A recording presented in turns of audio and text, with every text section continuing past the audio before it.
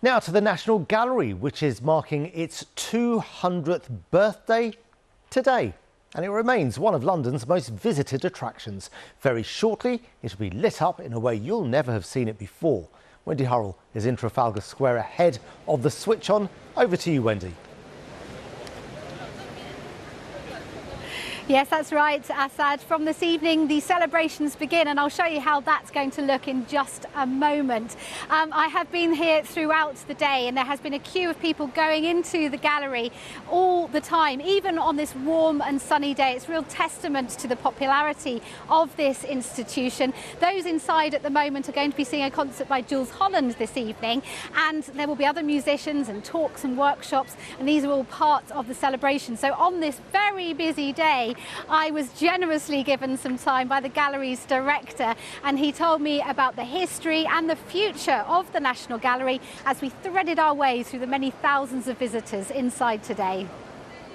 This is the grandest bit of the gallery. You know, you've got the sort of gilded capitals, this sort of green marble columns, and it's all looking very, very splendid and glorious. There's lots to sort of inspire people here, you know, from the great masters to exhibitions, to works by contemporary artists who are inspired by the National Gallery. What was the initial intention of starting this gallery in the first place? So the National Gallery has a rather modest beginning. It starts off with the decision by Parliament to acquire 38 pictures from a single collection and make that the basis of a new National Gallery.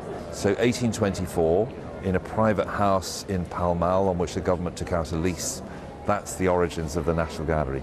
You can imagine the French, who had the Louvre, thought that this was rather funny.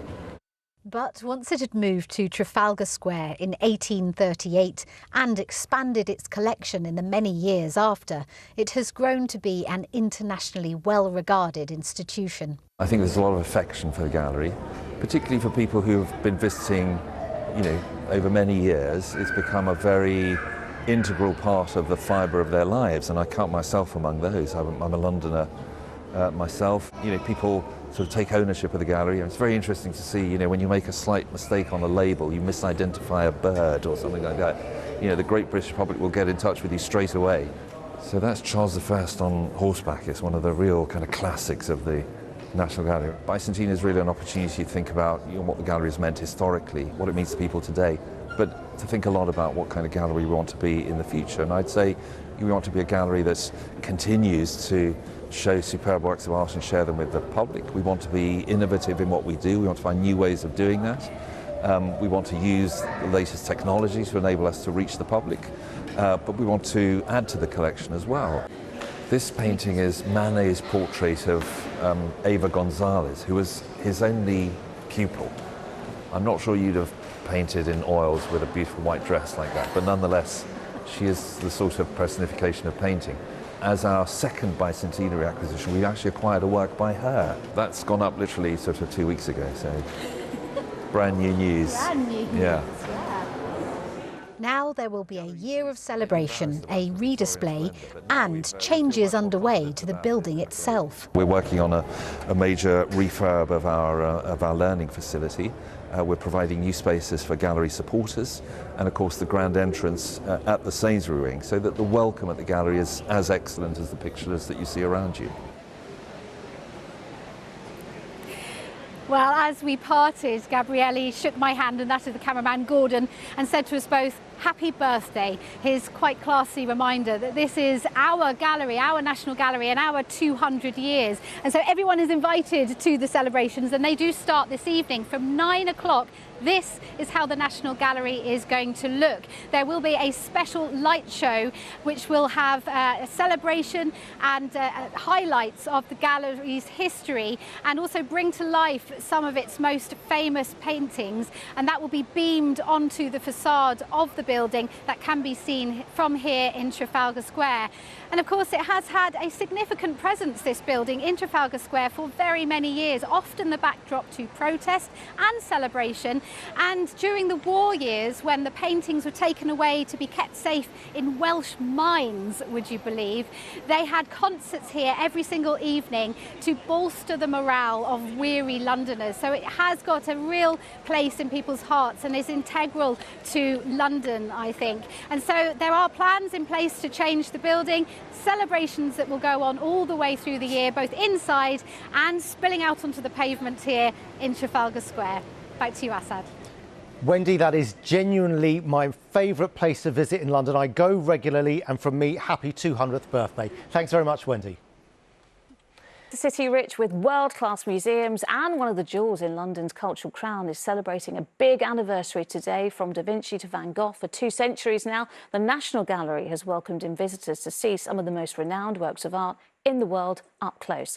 This weekend is the start of a year of celebrations to mark the gallery's milestone. Helen Keenan went along. You might recognise this masterpiece from Monet, or perhaps these famous Van Gogh sunflowers. Just a snapshot of what can be seen at the National Gallery on Trafalgar Square, which is celebrating its 200th anniversary. Why is this so special?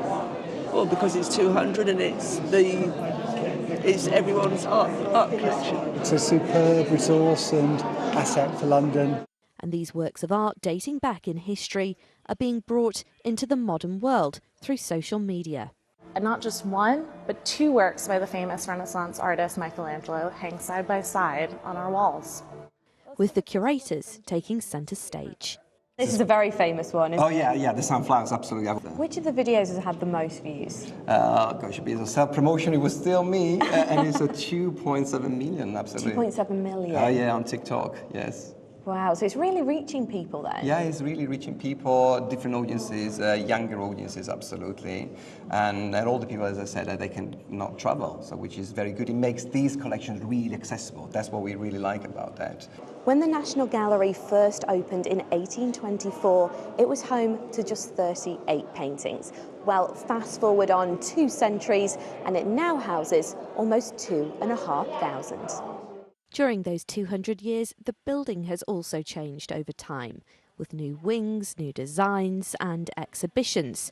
The royals have been given exclusive access, the then Prince Charles on his first visit to the gallery after being made patron, and the building even served as a morale boost during the Second World War. We know that over its 200-year history, more than 300 million people have come to visit the National Gallery. The Second World War, when the pictures were out of the gallery, the doors remained open as people came to listen to concerts. Sort of famous moment in the National Gallery's history where, you know, the morale of Londoners was sort of partly sustained and supported by the concerts that the famous pianist Myra Hess held here at the gallery throughout the war years.